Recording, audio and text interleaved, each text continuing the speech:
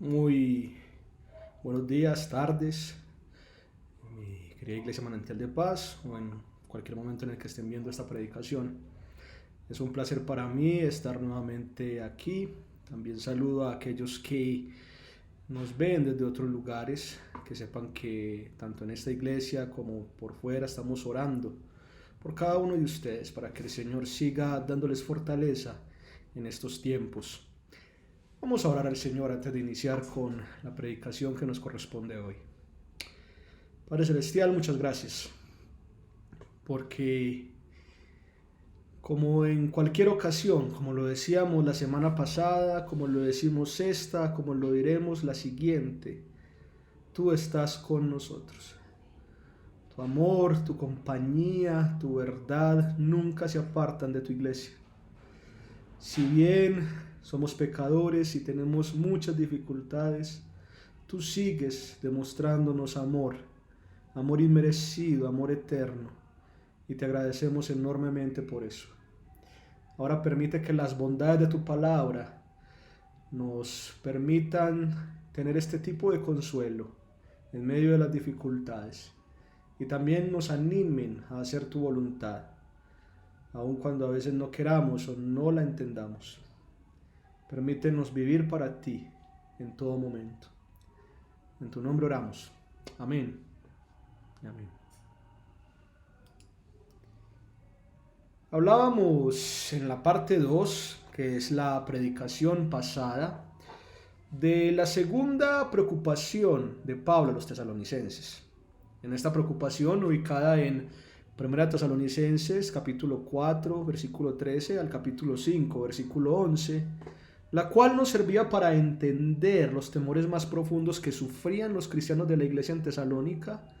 Vemos a un Pablo preocupado porque una mala perspectiva con respecto al fin de los tiempos aleje a sus hermanos del buen camino que llevan adoptando con perseverancia. Como decíamos en la ocasión anterior, una correcta preocupación del fin de los tiempos podría hacer que los cristianos tesalonicenses no abundaran en la santificación ni en el amor como era debido, y se convirtieran en unos pervertidos o en unos mantenidos, a pesar de abanderar el nombre de Cristo a los demás.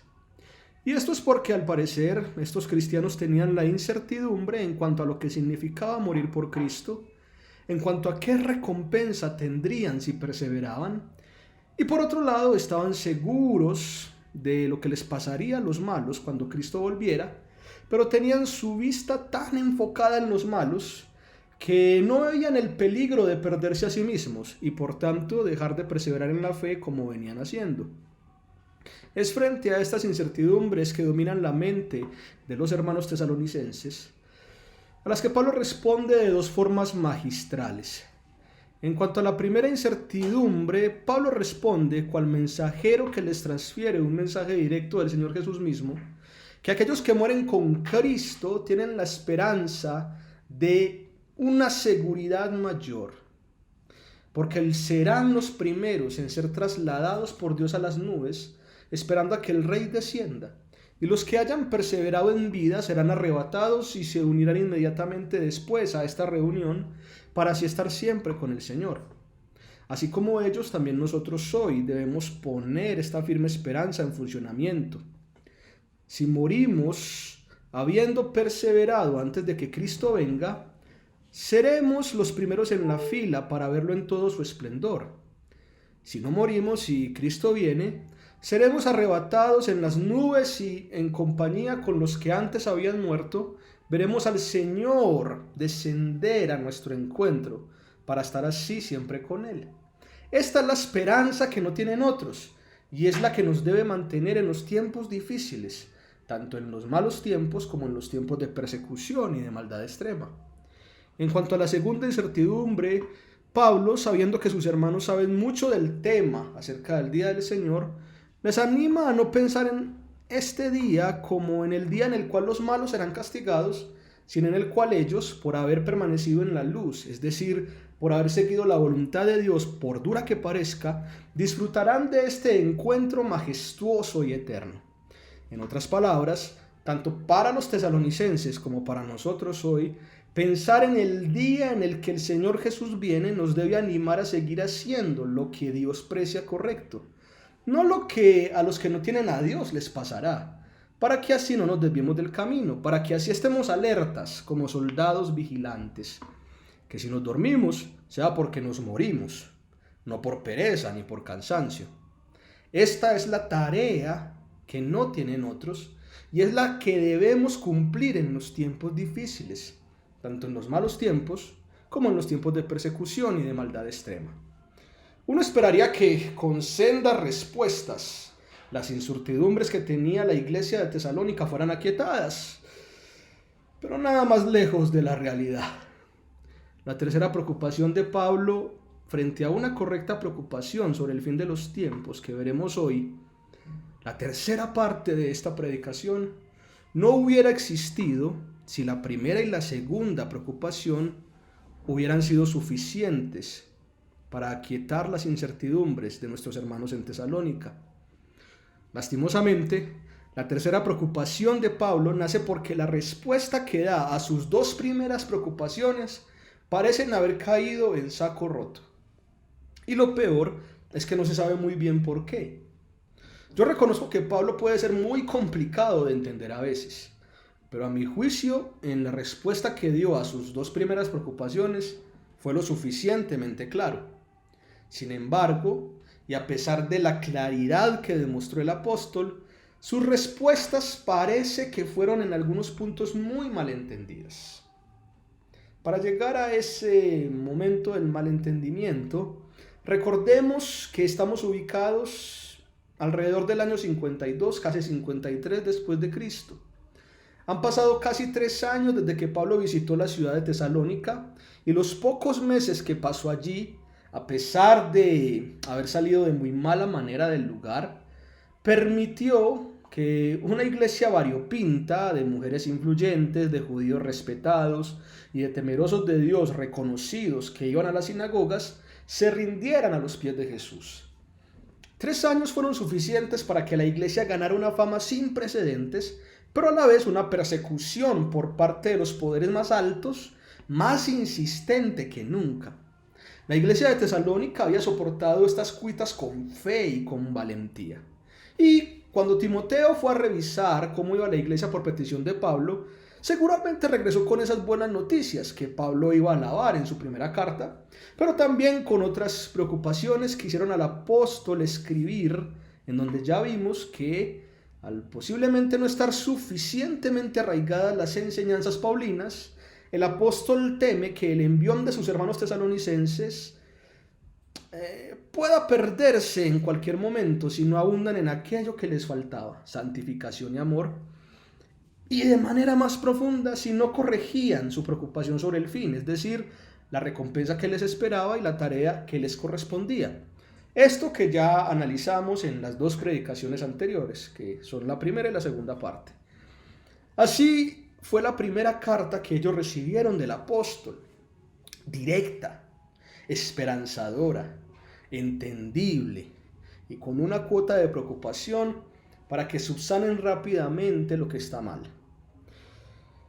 Eso es lo que uno esperaría, bueno, lo que yo esperaría y quizás lo que Pablo esperaría, pero unos meses después de que la carta, esta primera carta, llegó a ellos, luego de que la habían leído sus hermanos en Tesalónica, la habían asimilado, la habían releído, la estaban interiorizando, solo unos meses después, Pablo envía a otros mensajeros para ver cómo les va a sus hermanos que ya habían recibido esta respuesta de su parte.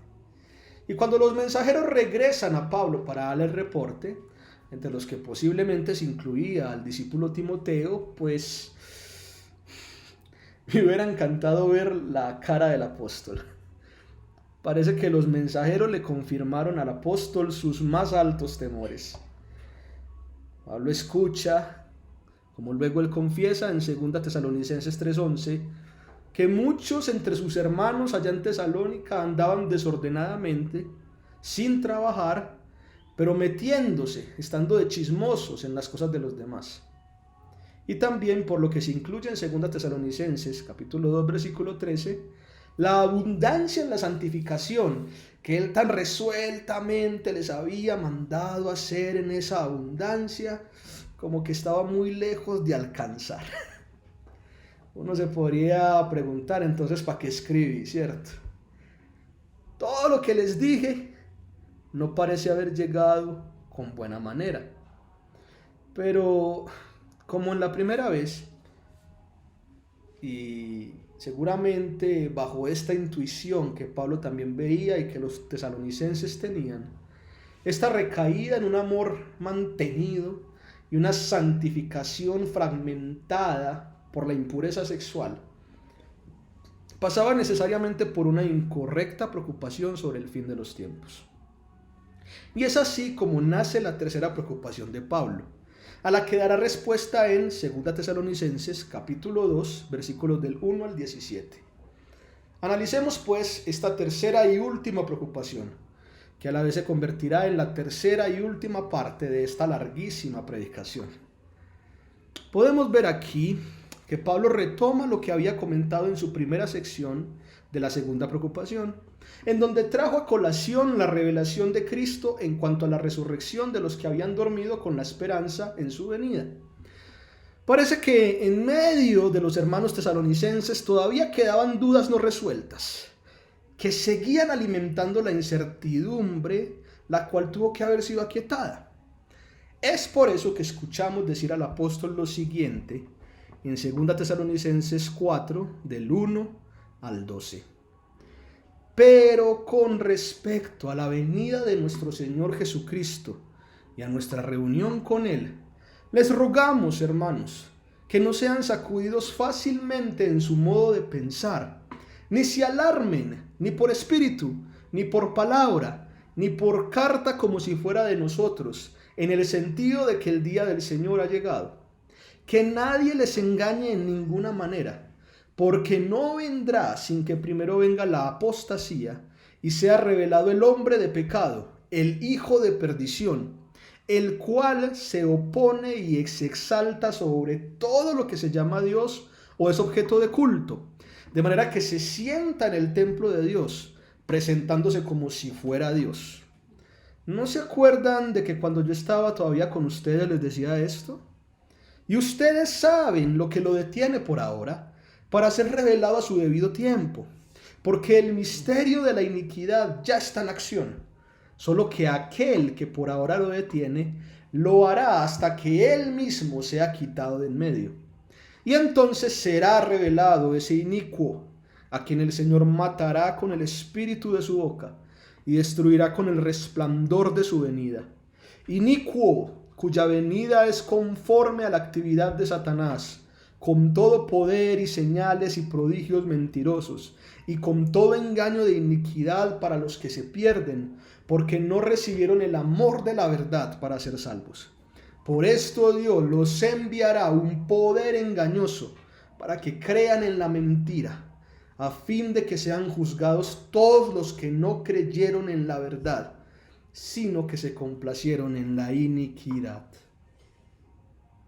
Estas son las palabras de Pablo. Ahora bien, déjenme decirles lo siguiente. El tema del arrebatamiento de los cristianos es un tema complicado, que ha dado mucho de qué hablar a lo largo de las décadas. Y eso que es un tema que inicia desde una revelación del mismo Señor Jesús, en la cual podemos poner nuestra esperanza tranquilamente. Pero esto que acabamos de leer deja el tema del arrebatamiento en pañales. Este tema que Pablo plantea aquí sí que es complicado. Por tanto, oraré a Dios para que tanto tú como yo lo entendamos perfectamente algún día, quizá cuando el Señor venga. Pero por ahora voy a hacer mi mejor esfuerzo para explicar cada punto sin perder de vista el corazón mismo al que Pablo quiere llegar con esto que dice. Y para comprender un poco el corazón de Pablo frente a esto que acabamos de leer, debemos resumir rápidamente el capítulo 1 de esta segunda carta. En este capítulo, Pablo sigue preocupado por el bajo ánimo que rodea a los tesalonicenses en su situación de sufrimiento. Es por eso que aquí les dirá que los sufrimientos por los que ellos están pasando son evidencia de que el juicio de Dios cada vez está más cerca. No porque a Dios le guste que su iglesia sufra, sino porque la causal para que Dios enjuicie a los malvados es precisamente el daño que le están provocando a su pueblo. De esta manera Dios, como juez justo, puede hacer pagar a cada quien conforme a sus obras. Es algo que dijo Jesús y que luego dijo Juan en Apocalipsis. En otras palabras, y esto Pablo al parecer se los había dicho muchas veces mientras todavía estaba en Tesalónica con ellos, antes de que tuviera que salir echado a la fuerza, sufrir mientras se persevera es un indicio de que el día del Señor viene. Entre los poderes corruptos y todo lo demás que se acerca con maldad en frente a la justicia, más parezca tener control, con más ganas entrará Dios cuando menos se lo esperen esos poderes, para cambiar en un abrir y cerrar de ojos la realidad. Esto es, en líneas generales, el corazón de 2 Tesalonicenses capítulo 1. Pero en 2 Tesalonicenses capítulo 2, este que se convierte en la tercera preocupación de Pablo, el apóstol parece estar inquieto porque parece ser que alguien, haciéndose pasar por él, o algunos quizá, haciéndose pasar por él, ha escrito cartas falsas a la iglesia diciendo que el día del Señor ya llegó. Solo que los tesalonicenses pobres no se han dado cuenta de esto. Esto hizo que varios en la iglesia comenzaran a compartir esta idea, lo que generó un estado de alarma dentro de la comunidad misma. Ahora bien, podríamos pensar que esta idea es absurda. ¿Cómo así que el día del Señor ya llegó si todavía estamos aquí, cierto? Pero piensen conmigo un momento. ¿Por qué la iglesia de Tesalónica creyó hasta cierto punto esta patraña? Bueno, uno podría decir que esto es precisamente lo que causa el desespero, ¿no? No es fácil vivir cada día con el temor de que un loco con poder se aparezca y lo comience a perseguir a uno para matarlo por su fe. Pero también hay otra parte de esta realidad, y es que hasta cierto punto el día del Señor pudo haber llegado en la mente de los tesalonicenses según la interpretación que se le daba a las palabras anteriores de Pablo, y esto tiene lógica para ellos en cierto sentido. ¿Recuerdan la preocupación de Pablo, la segunda preocupación, la parte 2 de esta predicación?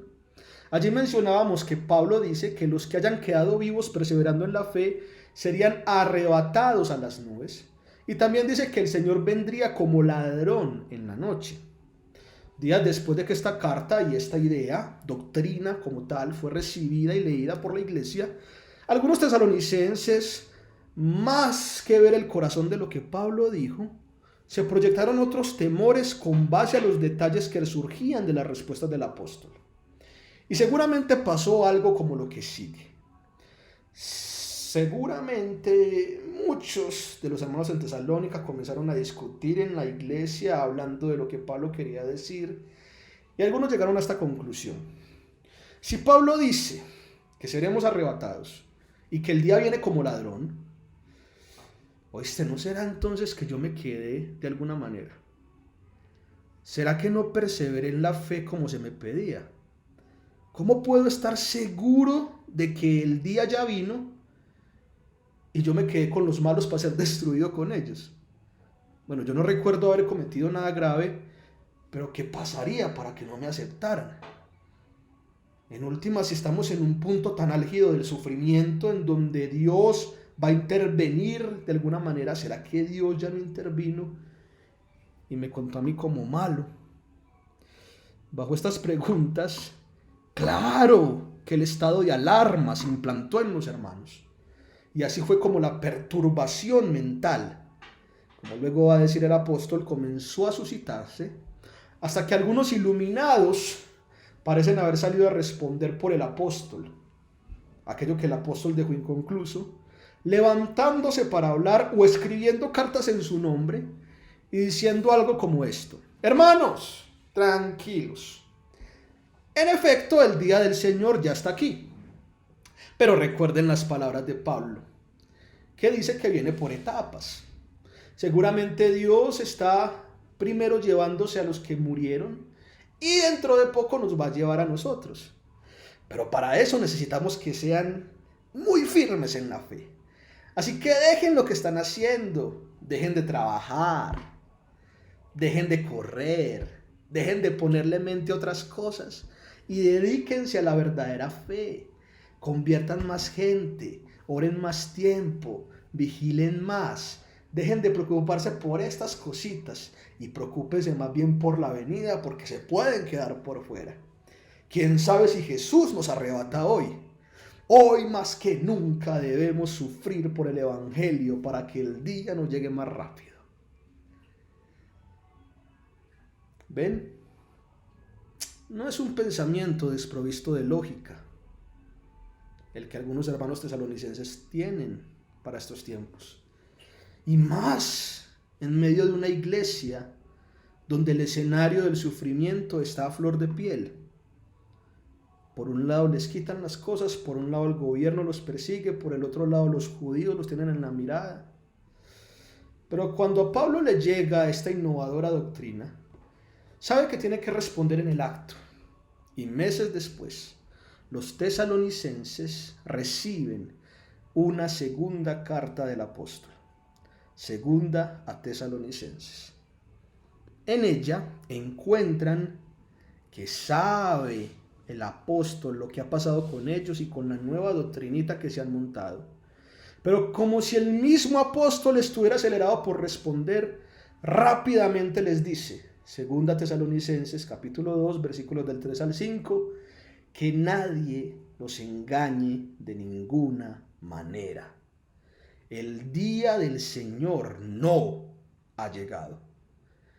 Primero tiene que, número 1, venir la apostasía y número 2, ser revelado el hombre de pecado, el hijo de perdición, el cual se opone y se exalta sobre todo lo que se llama Dios o es objeto de culto, de manera que se sienta en el templo de Dios, presentándose como si fuera Dios. ¿No se acuerdan de que cuando yo estaba todavía con ustedes les decía esto? No cabe duda que la respuesta paulina es específica, pero a la vez algo confusa, así que vamos por partes. En primer lugar, Pablo revela que este tipo de conocimiento ya debería estar en la mente de los tesalonicenses, pues antes de que el apóstol se fuera de entre ellos, ya les había contado estas dos cosas de cómo sería este día. Aquí confirmamos por qué en 1 Tesalonicenses capítulo 5, versículos del 1 al 11, Pablo sabe que sus hermanos tienen un conocimiento tan robusto sobre el día del Señor, precisamente por lo que les ha contado. Sin embargo, este conocimiento tan esquivo pudo haber sido, y la verdad no los culpo, fácilmente olvidable. Un cristiano tesalonicense de ese tiempo estaría en todo el derecho de decir, bueno, está bien, viene la apostasía y viene la revelación del hijo de perdición, pero ¿con qué me como eso? ¿Qué? ¿Cómo lo entiendo? ¿Cómo espero la apostasía? ¿Cómo espero al hijo de perdición? ¿Qué o quién es ese hijo al fin y al cabo? Y puede que al salir Pablo con tanta premura, esas preguntas hubieran quedado en la mente todavía de los tesalonicenses, al punto de que olvidaron que venía precisamente el día del Señor después de que estas dos cosas pasaran. Y es aquí, bueno, donde la cosa se complica. Pero descifremos un poco esto que Pablo explica. Lo primero es que el día del Señor viene cuando estos dos fenómenos, la apostasía y la revelación del hombre de pecado e hijo de perdición, aparezcan de manera sucesiva, una detrás de la otra. O eso es lo que se intuye por la escritura que Pablo provee en el idioma original en el que escribe. Es decir, antes de que el día del Señor sea revelado, primero tiene que aparecer la apostasía e inmediatamente después tiene que ser revelado el hombre de pecado e hijo de perdición. Lo segundo es que estos dos eventos, tal y como Pablo los describe, parecen estar ligados fuertemente con la venida del Señor en el tiempo. Es decir, la apostasía y luego la revelación del hombre de pecado e hijo de perdición dan pie para que, sin tener tiempo a reflexionar en los dos eventos, la venida del Señor irrumpa de una manera casi inmediata como ladrón en la noche, como veíamos en la predicación de la segunda preocupación. De lo contrario, Pablo se estaría contradiciendo a sí mismo. Si la venida es como ladrón en la noche, pero ya estamos esperando que haya apostasía y que se levante un hijo de perdición, pues entonces ya no sería como ladrón, ya estaríamos esperando la venida. Pero Pablo no quiere comunicar esto. Pablo quiere comunicar que la apostasía y la revelación del hombre de pecado, hijo de perdición, vienen de una manera tan sucesiva y tan momentánea que cuando menos lo esperemos, el día del Señor irrumpe, como ladrón en la noche. De esa manera el día del Señor se hace inminente y a la vez inesperado, como ladrón en la noche. Y bien, en esta porción, teniendo la temporalidad de esta sucesión de eventos algo definida, las siguientes preguntas de rigor nos se hacen esperar. Y la primera pregunta obviamente es, ¿a qué se refiere Pablo con apostasía? Si bien la definición de este término aquí ha tenido diversas interpretaciones a lo largo de las eras, lo más esperable es que Pablo esté pensando en él para referirse a un fenómeno social en el cual muchos cristianos renegarán de la fe con el fin de salvaguardar su vida. Este pensamiento también se lo describe a su discípulo Timoteo más adelante en una carta dirigida a él. 1 Timoteo 4, del 1 al 11, para quienes quieran leerlo. Pablo extrae este pensamiento no solo del término en sí, pues la palabra apostasía en su sentido más puro significa deserción, sino también de las veces en que este tipo de fenómeno apóstata sucedió con el pueblo de Israel en dos momentos muy importantes de su historia. El primer momento fue cuando Josué, que ya estaba próximo a morir, da su discurso final, diciendo que el pueblo debería confirmar el pacto con Dios. Y luego, justo después de que Josué muere, inmediatamente todos se rebelan del pacto con Dios que han hecho y se olvidan de él, dando paso así a lo que sucedió en el libro de los Jueces. El segundo momento fue cuando los judíos, en tiempos de un rey llamado Antíoco IV, al ver el poder de este rey, dejaron de pelear contra él y muchos se sostuvieron a esa fe mixta que el rey les propuso, para que justo después vieran a este rey cómo construye un altar pagano en el mismo templo de Dios, algo que en Macabeos se le conoce como la abominación desoladora, lo que levantó una revuelta de judíos piadosos a manos de un sacerdote llamado Matatías. Estos tiempos de apostasía, que seguramente estaban en la mente de Pablo, servían de ejemplo para esperar a un tiempo de apostasía mucho más grande y duro entre todos ellos, en donde muchos cristianos renegarían de la fe con el fin de no ser aplastados por un poder superior. De esto precisamente también habló Jesús en Mateo capítulo 24, del 9 al 14, donde decía que el amor de muchos se enfriaría a costa de las desilusiones que causarían no solamente los falsos profetas, sino el hambre y la persecución que muchos sufrirían. Así que esto es la apostasía para Pablo. Apostasía, el tiempo de apostasía, antes de que el día del Señor venga como ladrón en la noche, es un tiempo en donde el mal sobrecogerá tanto a la iglesia que muchos que estaban en la iglesia dirán, yo no sigo siendo cristiano, yo me voy para otro bando. Eso es el tiempo de apostasía según esto. La segunda pregunta de rigor es, ¿a qué se refiere Pablo al decir hombre de pecado, hijo de perdición? ¿Quién es este man? Este es un poco más complicado de dilucidar. Lo que podemos decir de este personaje, que es que su primera mención, el hombre de pecado, claramente se establece como una antítesis de Dios mismo.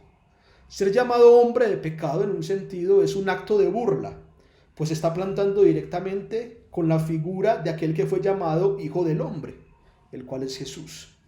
La palabra que se traduce aquí como pecado es anomía, que a su vez significa sin ley.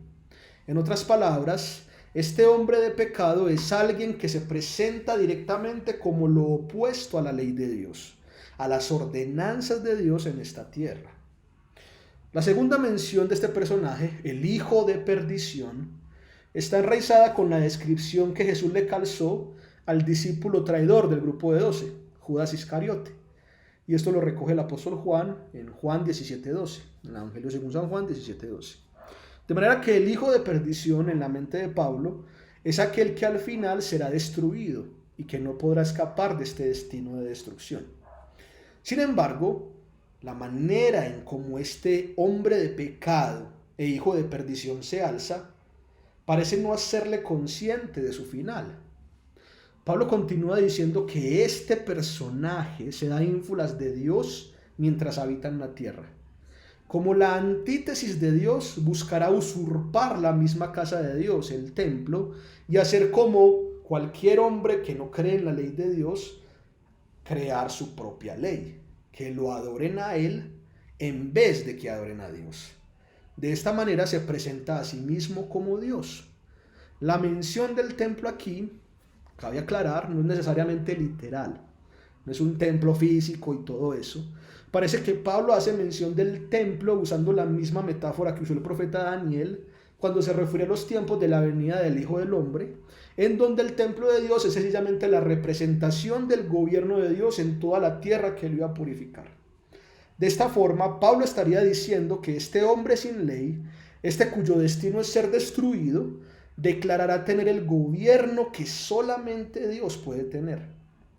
Es así como la apostasía y la revelación de este nefasto personaje se unen.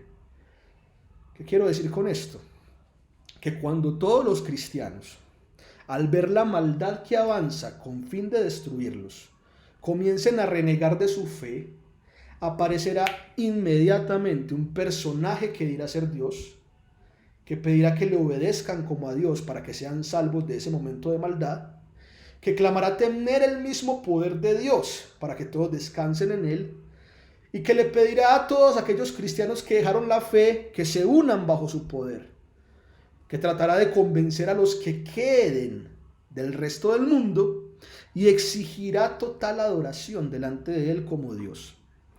Así se sabrá que el tal, a pesar del poder que ostenta, no es más que un hombre sin ley, y su destino, como indica su nombre, es ser destruido. Pero el problema que surge ahora, si bien Pablo había contado esto a sus hermanos tesalonicenses cuando todavía estaba en la ciudad de Tesalónica, es que estos dos eventos que vendrían en momentos tan inflexivos de la historia, los cuales darían paso inmediato a la venida del Señor, no se habían manifestado ya. Y a esto Pablo responde con lo siguiente: ustedes, tesalonicenses, saben lo que detiene a este hijo de perdición por ahora, para ser revelado a su debido tiempo, porque el misterio de la iniquidad ya está en acción, solo que aquel que por ahora lo detiene, lo hará hasta que él mismo sea quitado de en medio. Segunda Tesalonicenses capítulo 2, versículos 6 y 7. Y como antes, lo específico es que Pablo aquí, acerca de la revelación de este hombre de pecado, hijo de perdición, no quita lo complicado de entender que se vuelve este asunto. Al fin de cuentas, como se lo podría estar preguntando cualquier cristiano en Tesalónica, o como nos los podíamos estar preguntando nosotros tranquilamente, ¿cómo así que no se ha manifestado porque está detenido? ¿Y qué es entonces lo que le detiene? ¿Es algo o es alguien? Porque en el versículo 6 dice que algo lo detiene, en el versículo 7 dice que alguien lo detiene. ¿Cuál de las dos cosas es? Y en últimas, ¿qué es eso del misterio de la iniquidad? A ver, los tesalonicenses ya habían escuchado a Pablo hablar de estas cosas mientras él estaba en la ciudad, pero eso no quita lo denso de sus explicaciones. Así que, otra vez, vamos por partes a ver si llegamos a entender mejor el corazón del mensaje del apóstol. En primer lugar, Pablo dice que los tesalonicenses saben qué detiene a este hombre de pecado, hijo de perdición.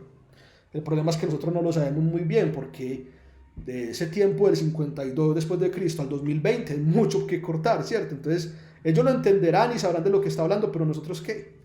No obstante, a lo largo de la historia se han dado muchas propuestas sobre este algo o alguien que lo detiene.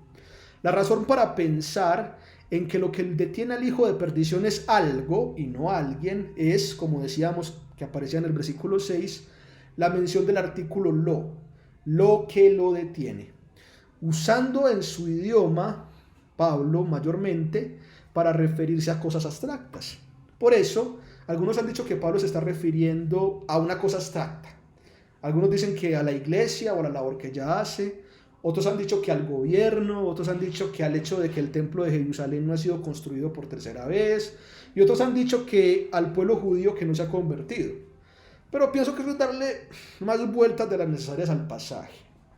Según el versículo 6 y en relación con el versículo 7, hay una intrínseca relación que no podemos obviar. Aparece la misma palabra, detiene, sino que en el versículo 6 aparece lo que lo detiene, en el versículo 7 aparece aquel que lo detiene. La palabra detiene está en el mismo mensaje, en una aparece con lo y en otra con aquel. En una aparece en una manera indeterminada y en otra como si fuera una persona.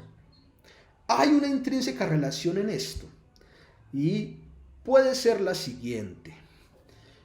Si bien en el verso 6 aparece el artículo lo para referirse a aquello que detiene al hijo de perdición, en el versículo 7 Pablo cambia drásticamente de mención y usa el pronombre aquel. Así que para Pablo, aquello que detiene al hijo de perdición también es un aquel. Aquello y aquel están unidos a pesar de que en nuestra gramática no casen. Así que ¿cómo lo entendemos? Porque seguramente los tesalonicenses lo entendieron. Siendo que este hombre de pecado sea ínfulas de Dios por el poder que ha obtenido, aquello que lo detiene debe ser más fuerte que él. Y tanto en las demás cartas de Pablo como en otras porciones del Nuevo Testamento, aquello que también es identificado como aquel, en la realidad que conforma esta doctrina, es solamente una persona. Aquello y aquel es el Espíritu Santo. Esto sucede por dos razones. Primero, porque la palabra para espíritu en tiempos de Pablo llevaba precisamente el artículo lo, para referirse a tal espíritu de manera determinada, algo considerado en morfología de ese idioma como sustantivo neutro. Y eso pasaba precisamente porque en tiempos de Pablo la palabra espíritu también podría traducirse como viento o como aire. Pero la segunda razón es que a pesar de que la palabra espíritu llevaba el artículo lo, cuando se hacía mención del Espíritu Santo, cuando no se usaba una mención directa de la palabra espíritu para referirse al Espíritu Santo, se utilizaba el pronombre personal él o aquel, dotándolo así de personalidad. En el Nuevo Testamento es, podríamos decirlo sin temor a equivocarnos, el único personaje que recibe las dos menciones, aquello y aquel. Si bien Pablo no deja a los lectores de hoy nos deja a los lectores de hoy simplemente con ustedes tesalonicenses ya saben de quién les estoy hablando, que detiene al hijo de perdición, aquel que lo sigue deteniendo hasta que él mismo sea quitado de en medio, es decir, aquel que lo está deteniendo, podemos llegar a la conclusión de que a quien se estaba refiriendo Pablo, por la dualidad de sus referencias entre el artículo lo y el pronombre aquel, es el mismo espíritu que acompaña a la iglesia hoy. Y esto genera claramente una realidad temporal paulina en cuanto al día del Señor que comienza a tomar forma. En la mente de Pablo, y gracias a la revelación que él recibe de Jesús mismo, el día del Señor llegará de un momento a otro cuando muchos cristianos dejen la fe por temor a morir. Y entonces de manera inmediata se levante el hombre de pecado e hijo de perdición diciendo ser Dios. Pero todo esto puede suceder porque el Espíritu Santo, quien era la persona que le impedía que se levantara hasta ese punto, ya ha sido quitado del medio. Esto, en relación con lo que Pablo había mencionado en su segunda preocupación, tiene sentido. El arrebatamiento que sufren los que queden vivos mientras perseveran en la fe y el traslado a las nubes de los que han dormido implica entonces a su vez el levantamiento del Espíritu Santo mismo, quien estuvo nutriendo a la iglesia hasta que fue quitado de en medio de la tierra para que el juicio del Señor pudiera llegar con la destrucción requerida a aquellos que no habían puesto su confianza en Jesús. Esto, sin embargo, como vemos, no quita la atención. la cual Pablo ve como un misterio, es decir, un secreto imposible de entender a cabalidad. Y no es para menos. Pablo, los tesalonicenses, yo y muchos de nosotros también tenemos que hacernos la pregunta: si el Espíritu Santo detiene a este hijo de perdición, si la apostasía todavía no ha llegado al punto que debe llegar, ¿por qué entonces se siguen levantando personas que se creen Dios? ¿Por qué en momentos específicos de la historia, ante las primeras de cambio, multitudes de personas que dicen ser cristianas, a costa de salvar su vida, reniegan tan fácilmente de la fe? Y en efecto, no podemos decir otra cosa como la que dice Pablo: esto es un misterio. Y de este misterio solamente podemos decir, como dice Pablo, ya está en acción. La maldad se sigue gestando a pasos agigantados. Cada vez más, por las situaciones duras, muchos reniegan de su fe. Cada vez más se levantan más falsos cristos, clamando ser dioses y exigiendo para ellos adoración en los momentos turbios. Y aún así, el Espíritu Santo sigue reteniendo, cuidando a la iglesia de no caer en estas estafas tramucheras que prometen una seguridad momentánea a cambio de un momento eterno. El misterio de la iniquidad ya está en acción. Pero eso no da pie a dudar de que el día del Señor llega cuando menos lo esperemos. Esa es su belleza, que cuando menos lo esperemos, seremos secuestrados por Dios hacia las nubes para ver a nuestro Señor y estar con Él para siempre.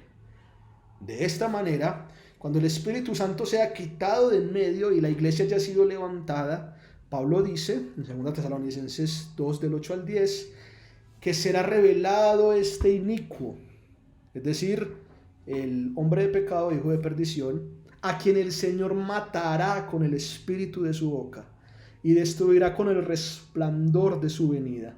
Inicuo, cuya venida es conforme a la actividad de Satanás, con todo poder y señales y prodigios mentirosos, y con todo engaño de iniquidad para los que se pierden, porque no recibieron el amor de la verdad para ser salvos. Ahora entendemos un poco mejor por qué este hombre de pecado, hijo de perdición, debía ser revelado, y por qué el Espíritu Santo debía ascender, debía ser quitado de en medio. Al final, la revelación de este personaje es una revelación en todo el sentido de su palabra. Como su segundo nombre lo indica, el hijo de perdición, su destino terminó en perdición. El Espíritu Santo es quitado solo para dar paso al Rey Jesús, que con el aliento de su boca y con el resplandor de su venida lo asesina. Aliento de boca y resplandor de venida son dos formas metafóricas que juntas forman un paralelismo. Con ellas Pablo quiere expresar que Jesús, cuando baje a las nubes, como Pablo comentó en 1 Tesalonicenses 4, 16 y 17, en la primera sección de la segunda preocupación que vimos en la predicación pasada, como un emperador guerrero, este Jesús dictará sentencia final sobre la maldad. Y su sentencia será tan evidente que todos la temerán. Una descripción más exacta de esto Pablo ya la ha realizado en 2 Tesalonicenses 1 del 7 al 10. Si bien sabemos que la venida del Señor es inminente cuando la apostasía y la revelación del hijo de perdición y del hombre de pecado se dan, eso también da pie a pensar de que el día del Señor no es tan inmediato como su venida. Así que este hijo de perdición podría tener un tiempo para mostrar su poder, pero tarde que temprano el tiempo se le acabaría, porque Dios, el Rey Jesús, con el aliento de su boca y con el resplandor de su venida, tuki tuki lulu. Pero a la vez, la revelación es una revelación en todo el sentido de la palabra para este personaje, porque como su primer nombre lo indica, hombre de pecado, su naturaleza misma se confirma por fin como una naturaleza contraria a la naturaleza divina. Al final se descubre delante de los que habían puesto su esperanza en él que este aparente Cristo, este aparente Mesías, este aparente Salvador, no era sino un esbirro del mismo diablo, el cual de manera sobrenatural le prestó sus poderes para hacer lo mismo que acostumbró a hacer el Hijo del Hombre en la tierra: sanidades, milagros y prodigios. Como diría también el mismo apóstol en otro momento, Satanás se viste como ángel de luz, ¿no? Claro está, tanto Pablo como nosotros sabemos que estos prodigios son una vil estafa, pero son prodigios al fin y al cabo que convencen a la gente de que en realidad Él sí es el Mesías que estábamos esperando. Seguramente con ese poder de estafador sanaba enfermos, resucitaba muertos, hacía las cosas que Jesús hizo en la tierra. Y por eso muchos de esos prodigios son suficientes para hacer que los que apostataron de la fe en un principio se dejen engañar por él. Pues, y he aquí lo interesante, no recibieron el amor de la verdad para ser salvos. En otras palabras, Pablo dice que los apóstatas engañados por el hombre de pecado e hijo de perdición habían aceptado un tipo de amor que no se fundamentaba en la verdad. Pablo ya había identificado en otras partes de las 2 cartas a los tesalonicenses a la verdad como el evangelio. Lo que Pablo quiere decir es que muchos de los engañados no aceptaron como fundamento de su salvación el verdadero evangelio, sino sus propios lineamientos del amor. Y esto aquí es algo crucial. Parece que los tesalonicenses se habían rendido a los pies del Rey Jesús, no porque habían creído en sus palabras, sino porque el mensaje sencillamente les pareció llamativo, bonito, digno de seguir. Ellos siguieron lo bonito del mensaje, mas no la verdad que había en él. Adornaron su propio ego con un mensaje radical para poder presentarse ante los demás como superiores, pero sufrir sobre la base de un amor tan narcisista como este, al final no va a servir de nada. Y en efecto, no sirvió. Los tesalonicenses, si seguían por este camino, no podrían soportar la cuota del sufrimiento que implicaba amar la verdad, porque se rehúsaron a aceptar este tipo de amor. La salvación que buscaban no era confiar en las palabras del Rey Jesús, era confiar en que ellos pusieron su confianza en tales palabras. La salvación que buscaban no era precisamente el seguir a Jesús, era seguir lo bueno que eran al hacer sus palabras. Y es por eso que no soportaron sufrir tanto por un fundamento tan efímero. Al final sus obras de justicia eran obras de autocomplacencia. Y esto les fue contado al ver el resultado final de su vida como iniquidad.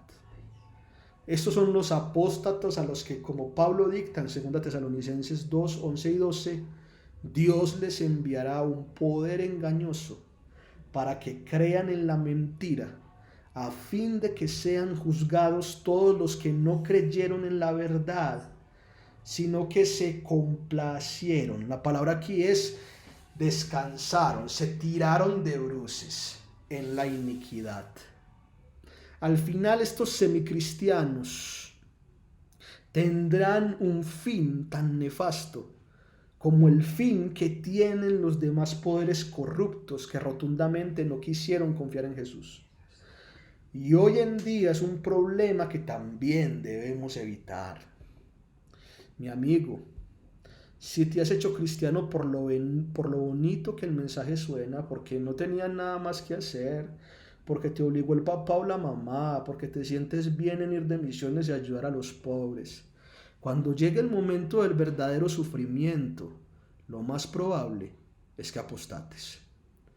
Nadie está dispuesto a sufrir cuando los motivos y los fundamentos son tan endebles como los que tú tienes.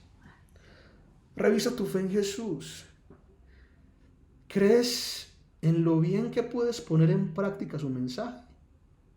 ¿O crees en Él?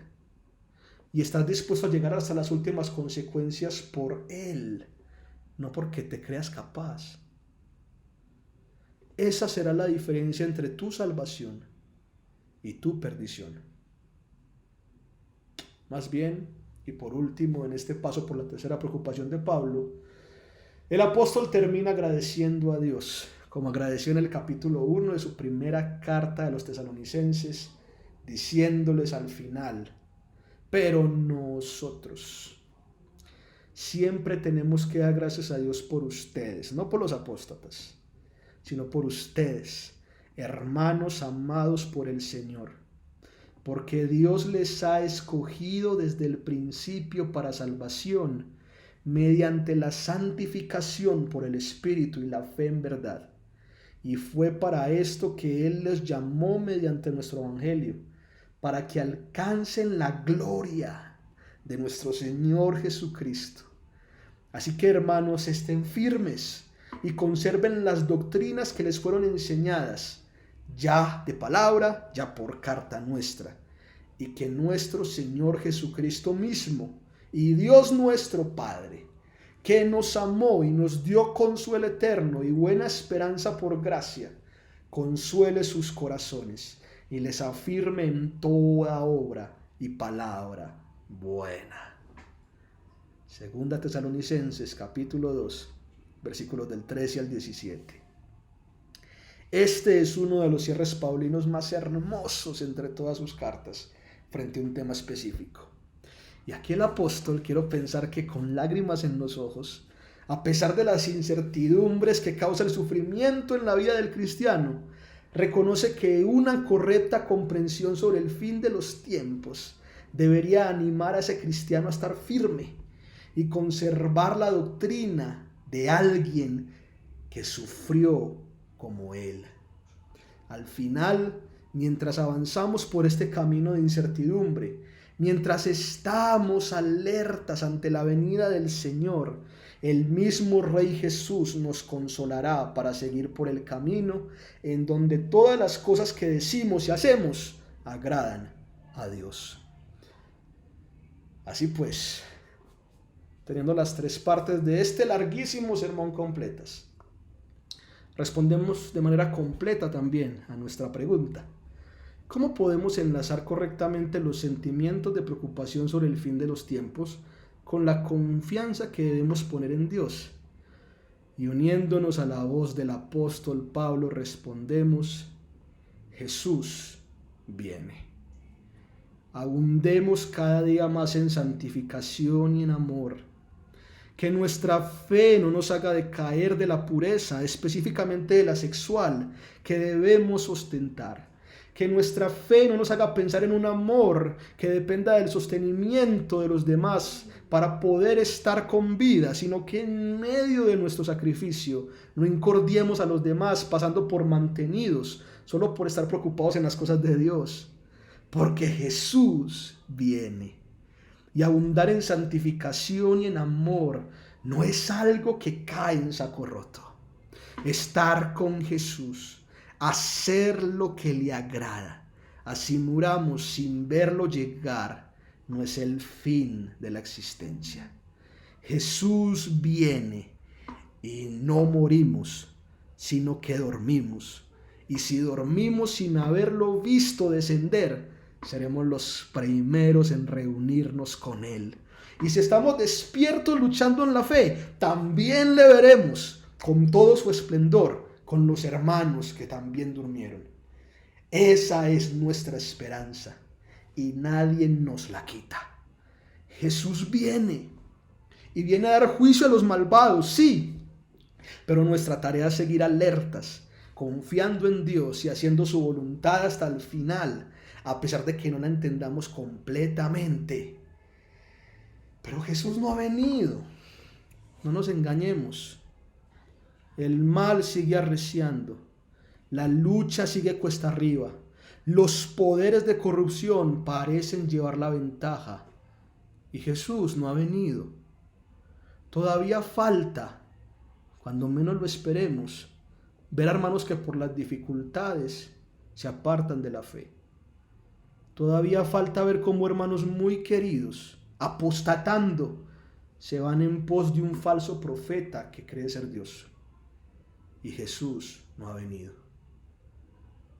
Pero cuando estemos al borde de la cornisa del sufrimiento, cuando estemos viendo cómo todos los demás dejan la fe, cuando veamos que hay más engaño en la iglesia que antes, cuando experimentemos en nuestros propios ojos que hay gente llamando arcángeles para que lo adoremos como dioses, cuando no nos quede otro lugar donde ocultarnos del mal que nos arrecia, nunca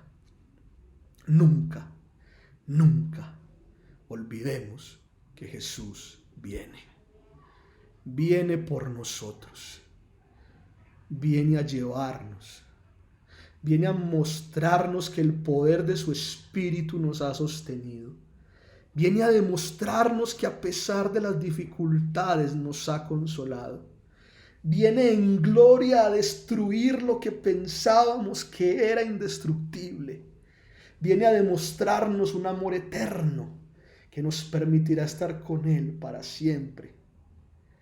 Por tanto puedo decir, Jesús viene y abundo en santificación y en amor. Jesús viene y me mantengo alerta. Jesús viene y ni el sufrimiento, ni las falsas promesas de bendición aparente, ni el mal que me ataca me apartarán, por la gracia del Espíritu que está conmigo, de tener la mirada puesta en Él. Jesús viene por mí.